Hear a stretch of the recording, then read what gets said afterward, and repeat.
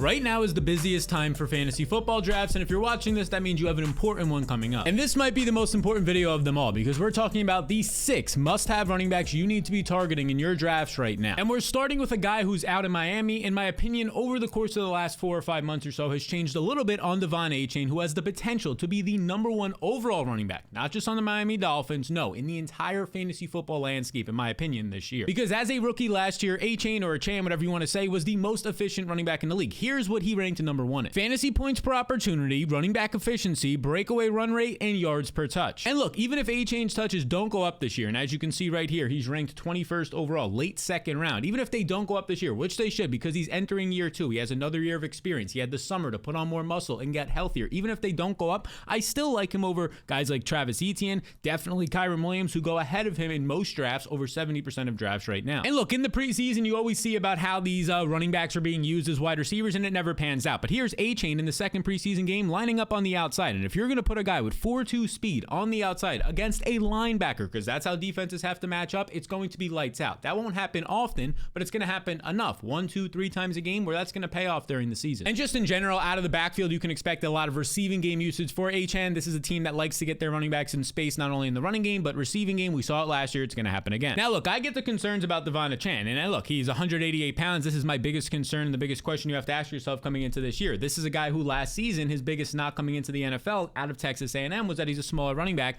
at 5'9", and like I said, 188 pounds. The speed made up for it, right? When he ends up going to the NFL Combine, runs a 4.32, lands in the perfect landing spot, but it was that size. And that size played out, at least in my opinion, in the first year. As you can see right here, his injury history, he dealt with 4 separate injuries: the ribs here, the soreness, the toe injury, a knee sprain, a shoulder sprain. He ended up being on the injury report for 11 out of 17 games last year, missed about a half a dozen games as well, and I think a size had a lot to do with that. You're 188 pounds going up against 300-plus pound defensive linemen. But the good news is, according to just the reports this offseason, and even coming from his own head coach, Mike McDaniel, Achane has put on size. Now, we don't necessarily know how much size he has put on, but his head coach was quoted to said, "I'm seeing some strength gains, and you can tell by his body he's put on some work into it." He's put some work into it. Then there were some other reports from his running backs coach and other people on his team that said, yes, he's definitely added muscle. For a guy who came in at 188 pounds, if you can just get close to 200 pounds, that's fine. We'll take that. That's a size that you can get by in the NFL and stay healthy. Now, there is the other concern about the backfield competition here. You have Raheem Mostert for 30 or 20-plus touchdown season. Again, that's an outlier season. That's not something you should expect every single year. This guy's also 32 years old. And then there's a 4th-round rookie in Jaylen Warren, who I do think is a talented runner.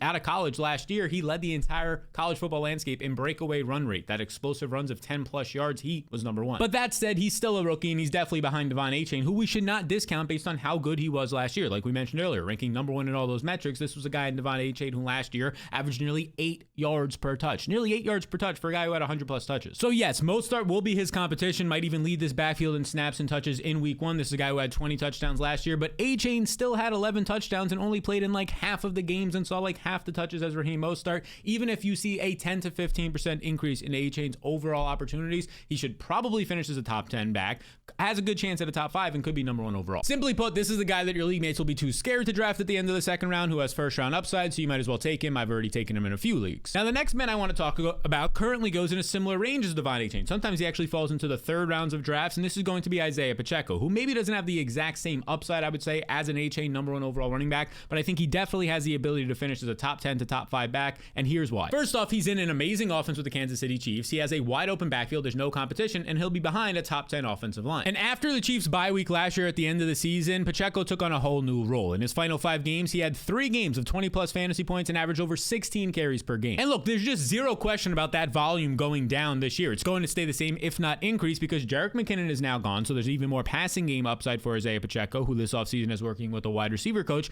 And look who was brought in. Only Keontae Ingram, a backup the last few years for the Arizona Cardinals, a guy who never really factored in on that team, won't factor in much on this team. They re-signed Clyde Edwards-Helaire to a 1-year deal, gave him a little bit of money. So right now, they're talking about Carson Steele, a fullback, being the toughest competition for Pacheco. Yeah, Pacheco's going to have a big year. And here's an interesting stat I found from Fantasy Points Twitter account. Last year in games without, this is the key thing here, without Jerick McKinnon, Isiah Pacheco averaged 22.1 fantasy points per game, would have ranked 2nd overall, 5.24 targets per game, would have ranked 3rd overall, and 81% of the red zone carries on the team was the running back one. Let me just say those numbers again. He was #2 in fantasy points per game, he was #3 in receiving game volume, and #1 in red zone opportunities on an offense that's probably only going to get better this year with their speedy wide receivers they added. And speaking of those red zone carries, Pacheco is definitely going to be the goal line back back on this team, despite what any reports you see or people on Twitter trying to make it like Carson Steele, the fullback, will be. Last season, Isiah Pacheco saw 5 of his 7 rushing touchdowns come at the goal line, and he also ranked top 5 in rushing efficiency in the red zone. And now look, Pacheco's probably not going to see a lot of stacked boxes when Patrick Mahomes is your quarterback with these new speedy receivers and Travis Kelce and Rashee Rice, all these guys to throw to. But last year, Pacheco ranked 5th in the NFL in carries against stacked boxes. He had 25 last year,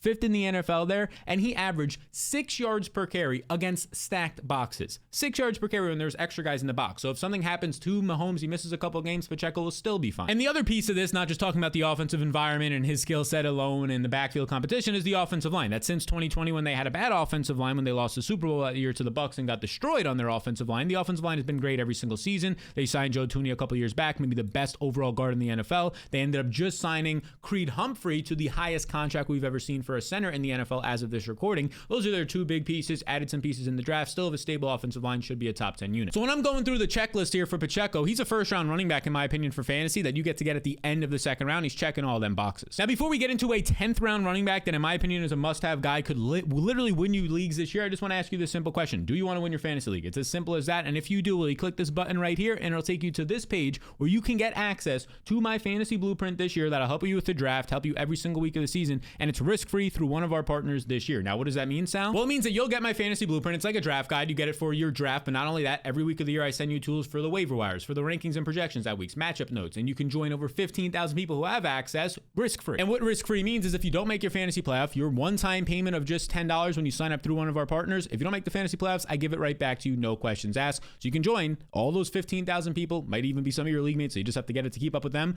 getting the same tools that I use in all my drafts with the QR code on the screen right now or the link in the description below. Now, that 10th round pick that I was talking about is the Cincinnati Bengals potential running back 1, and that's going to be Chase Brown, who right now apparently is still, and it probably is still the case, in a competition with Zach Moss for the running back 1 job. Both should be involved to start the season. Zach Moss, a newcomer over from the Indianapolis Colts this offseason, signed a contract, nothing crazy, a couple of years, only got like $2-3 million guaranteed, so that's like backup money. He's not secure by any means to be the starter based on his contract. And if we pull up Twitter here and we go to Coach Speak Index, Zach Taylor, his right here, said that there was a big emphasis on Chase Brown's role this offseason. Specifically, they wanted to see him be able to pass protect better, and he says, I think he's earned that in terms of a big role. I think he's worked the right way. He's what we hoped we were drafting. So this is a guy that is growing in the offseason. He's showing that he's had improvement. He has a new opportunity now with Joe Mixon gone, and his own head coach keeps hyping him up. And not only that, but as recent as like last week, all the beat reporters were saying on Twitter that Chase Brown continues to see more first-team reps. And now that's the landscape that we're talking about this year. You're talking about Joe Mixon being gone. You're talking about Zach Moss coming in. So a downgrade at the running back position, meaning easier competition for Chase Brown to earn a role. They added Trent Brown, a tackle in free agency. They drafted Amarius Mims, who's dealing with an injury, but a first-round tackle who's a monster. He's known to be a run game blocker and a great one at that, maybe one of the best in the NFL draft. That's why he went in the first round. Mims, monster dude. That's going to help the running game. And last season, the Bengals saw the 3rd highest rate of light boxes, meaning that nobody's trying to stop the run against the Bengals. They're worried about Jamar Chase, T. Higgins, and all the other guys out there, and specifically Joe Burrow, meaning Chase Brown's going to have light boxes to run through. And just to let you know, in the 10 games that Burrow played last year, the Bengals were a top 10 offense. So these are the things that you want in a 10th round running back. A young player at 24 years old. He's in a good offense. He doesn't have a ton of competition. He's probably going to be the 3rd down back right away because we know this guy can catch passes. He's one of the best pass catchers last year. In his final year of college, he had 27 receptions, which really anything in college over 20 to 25 is great for a running back since they play less games and filter through running backs more. And this guy was efficient last year, although it was a limited sample overall, 5.8 yards per touch on the ground. On just his 40 carries, he was a little bit less efficient, but also he had a lot of red zone carries. So when you're only getting the ball from the 3-yard line, it's pretty hard to break off a big run because you can only get 3 yards, right? But this guy was efficient in terms of juke rate. 24% of his carries or his touches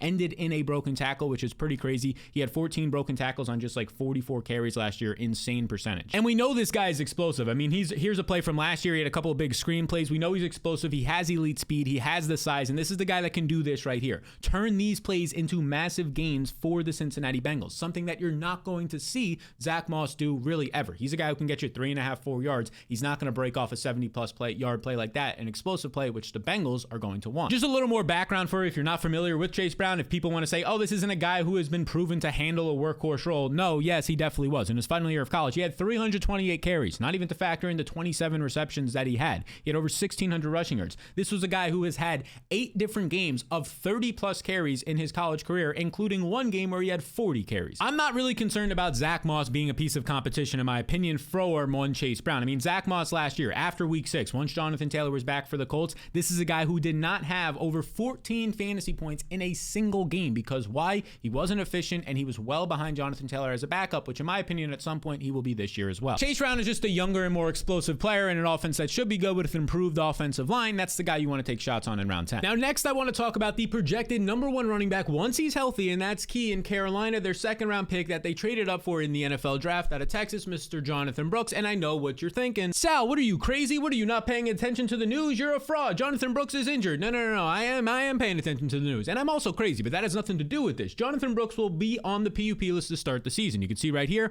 will miss at least 4 games. This was a release just a couple of days ago on Tuesday. And here's the thing. If you've been actually paying attention to the news, you know this isn't new information. Because we've already known for 3 or 4 weeks now that Brooks at best was going to return by week 3 or week 4, but it seemed very likely that this guy, based on his head coach's comments literally a month ago, was probably going to start the season and miss at least 4 games. And because of this, right now, Jonathan Brooks has fallen from being in like the number 75 pick overall to the number 93 pick overall. And this was before this news came out. Once drafts go on this week, I suspect that Jonathan Brooks is going to fall outside the top 100 picks, probably settle in somewhere around here, around the Chase Brown, Ezekiel Elliott range as the 110th running back off the board, meaning he's going as like an 11th round pick in some drafts, a 10th round pick pretty often. That's good value. Because here's the deal. As I stated, this has already been expected. This was a quote coming out just a couple of days ago from his own head coach, Dave Canales. It's something that we expected. This was before they put him on the PUP list, but in terms of him not being ready for the preseason and the start of the season, look at this quote. Coming into the spring, we knew just the timeline and progression of where he was at. And then he goes on to say that we knew that he wasn't going to play in the preseason, which he didn't. We knew that he would need to be ramped up to start the season, which is exactly what's happening with them putting him on the PUP list. They said he could probably come back by week 3 or week 4, but they're not pushing it. He'll return for week 5. And look, once he returns, there's a good chance that he'll take over this backfield. Maybe not instantly right away week 1, but the competition, Miles Sanders is operating as the clear running back 2 in the preseason behind Chuba Hubbard, who is a solid back, but here's the deal. Chuba Hubbard is, look, quality overall, you can say for sure, was a top 10 running back the final 7 games of last year, has solid size, burst, a production background in college of over 2,000 yards. But when you're talking about comparing him to Jonathan Brooks, who was a much better college prospect, that's why he went as a 2nd round pick in this year's NFL draft compared to Hubbard, who was a 4th round pick, and Jonathan Brooks is just a complete package at the running back position. He pass protects better as a prospect coming out than Chuba Hubbard. He's better as a pass catcher than Chuba Hubbard. He has more size than Chuba Hubbard when you're talking about red zone usage. And now maybe he wasn't as productive as Chuba Hubbard in college, but he also faced tougher competition, and here's the deal. His first 2 seasons when he only had 21 and 30 rush attempts, he was playing behind Bijan Robinson, who is already one of the best running backs in the NFL right now entering year 2.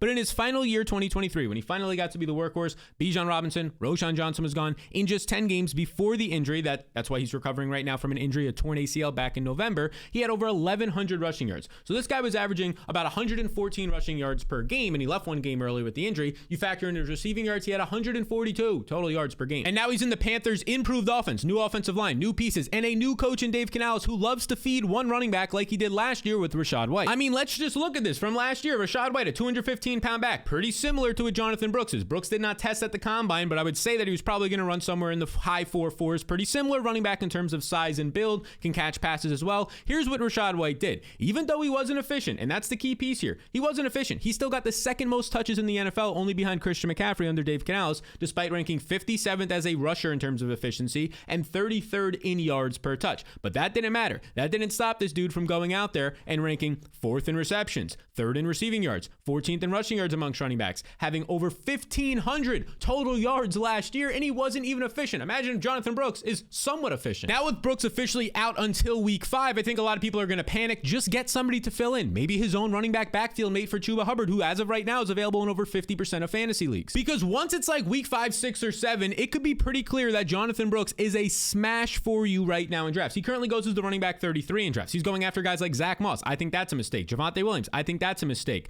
We can scroll even more. Nick Chubb, who's going to miss 4 games and maybe even misses 8 games this year because there's no update on him. I think that's a mistake, and I'm pretty sure Jonathan Brooks, if we scroll here, is going to start to fall below Austin Eckler. A mistake in my opinion. Tajay Spears, a clear backup. Ezekiel Elliott, going to be in a 2-headed, maybe even a 3-headed backfield, depending on if the Cowboys, by the time you're watching this, have signed somebody else. Trey Benson, I think he's going to be in this range outside the top 35 running backs when arguably, once he's back from week 5 on, he's probably a shoo-in, in my opinion, to be a top 20 running back and especially when you head into the fantasy playoffs where it's most important. So Jonathan Brooks is the long-term play that you want on your fantasy team. Again, just find a replacement. You can get that in the first 10 rounds of your draft until he's back week 5. Now, before we get into a couple more running backs who I think you must be drafting this year, you have to target them, circle them for your drafts. Over 65% of you, nearly 70%, aren't subscribed to this channel. I just want to give you the urge to hit the subscribe button. It's a goal of mine to get that as close to 50% by the end of this year. That's our goal this year. Give you that urge. It really helps this channel out a ton. If you get any help from these videos, hit the subscribe button. Now, the next man up for me is going to be Jaylen Warren, who I believe is the most undervalued running back in all of fantasy football. The Pittsburgh Steelers back entering 2024. Look, the former Oklahoma State running back right now goes as the 83rd overall player. He's currently going outside the top 30 running backs. And in my opinion, look, last year alone, he finishes the running back 22. And I believe that he's going to finish right around the top 20 running back again. And I know the one thing you're thinking about, oh, Sal, what about his injury? Warren did suffer a hamstring injury in the preseason. And you could see right here, though, as of my tweet, according to their own head coach, Mike Tomlin, they said that it's not going to be a long-term concern. And if we go over to this Twitter account right here, which I think is a great account, here's the original tweet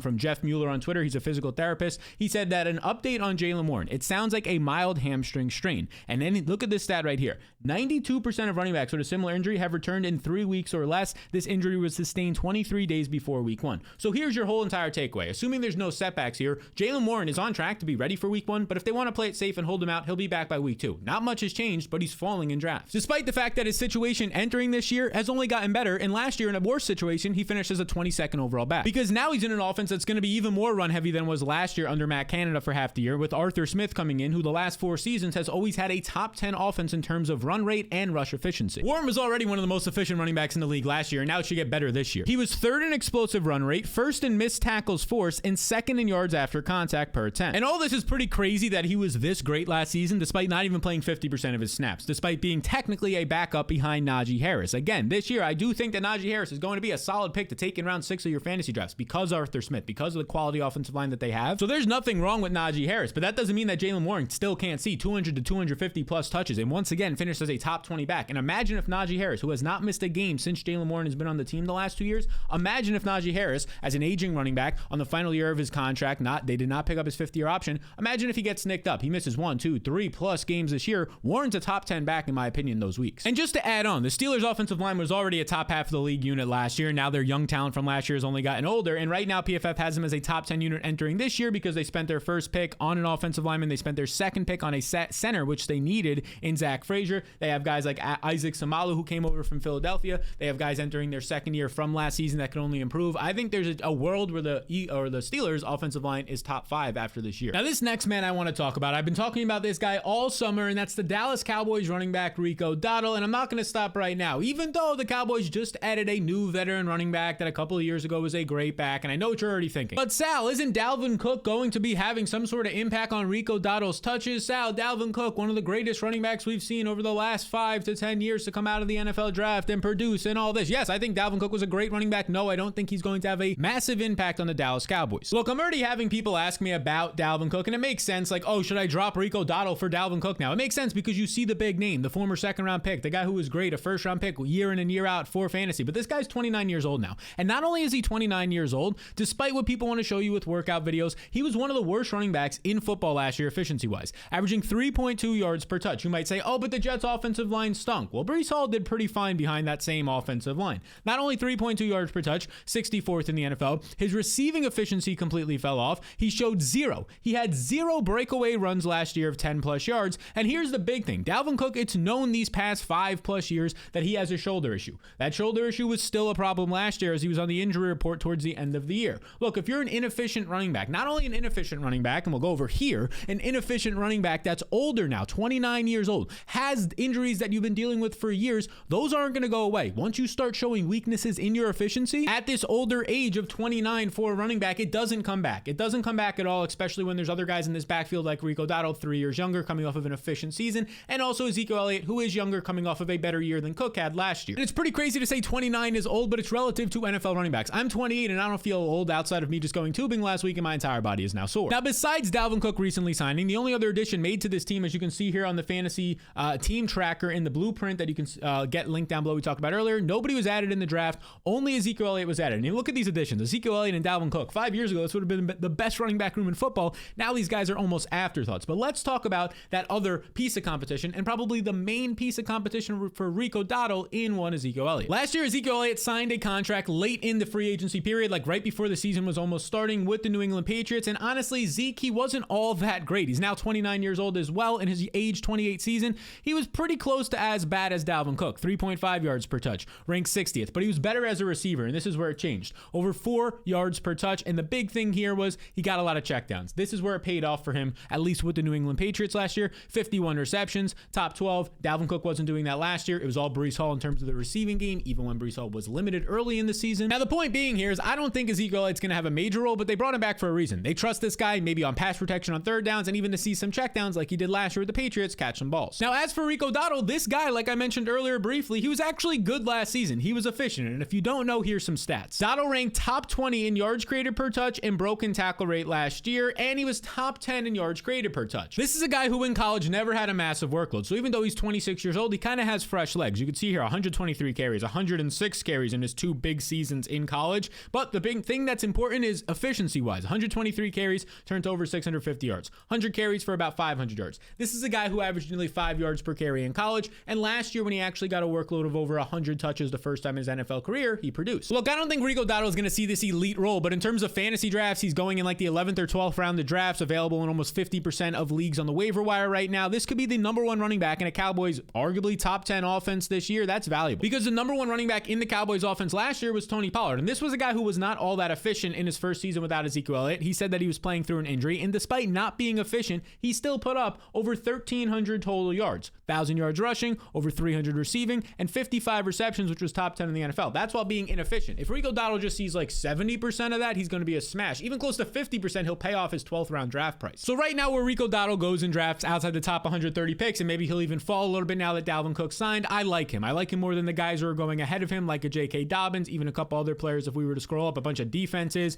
a tight end in Dalton Schultz, who I don't want, a Justin Herbert, a tight end, and TJ Hawkinson, who might not play until like week 8 or week 10 at the earliest, right? So Rico Dowdle is somebody that I would still consider a must-have player, must-draft player, and maybe even now you get him at a better price since Dalvin Cook scares some people off. So these are the 6 must-draft running backs. The final video we're going to do on it because the season is starting and some waiver videos will be dropping in the next couple of days. But if you want to see the 5 wide receivers you should be drafting right now in your most important drafts that are still to come, check out this video right here. And as I always say, it could be your favorite video of all time. So be sure to check it out. Enjoy it. Click that button. I'll see you beautiful people in the next one.